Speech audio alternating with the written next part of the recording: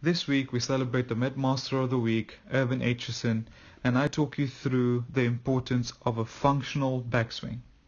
Now, a lot of us out there are chasing the perfect backswing, and unfortunately for many, it is quite hard to achieve purely for a couple of reasons. The first one being physical limitations, and the most important in my opinion is the fact that golfers out there have developed habits over the last few years or over the years where it's hard to unlearn.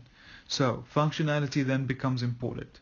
You get three types of backswings. You get short and laid off, you get the long and across the line, and you get the perfect backswing where everything's matched up at the top and it just looks absolutely brilliant.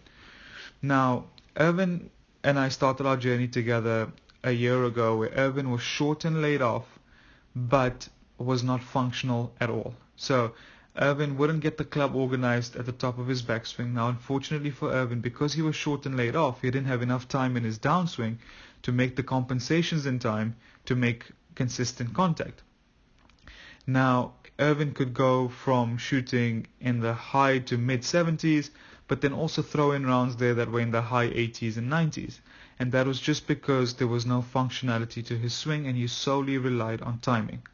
So for the last year, Irvine and I have knuckled down on creating a functional backswing where we get the shaft of the club and the club face organized early in the backswing.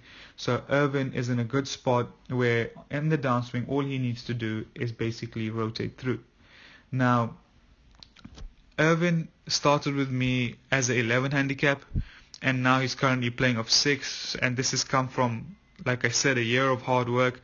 But you'll see here how Irvine gets the club in strong positions early in his takeaway and continues to get that left wrist nice and flat to the top of his backswing and that club face in a strong position.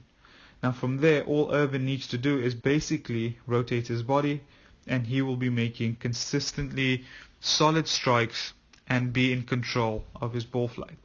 It's been a pleasure working with Irvine. He's really focused hard over the last year. He spent hours practicing the moves. He's trusted them. Yes, there's been instances where we've fallen off the path, but we've always somehow managed to find the root cause of the problem. And in Irvine's case, it was to ensure that the club face and the shaft of the club was organized in his short and laid off backswing. Awesome stuff, Irvine. Congratulations once again, and I hope this helps all of you out there.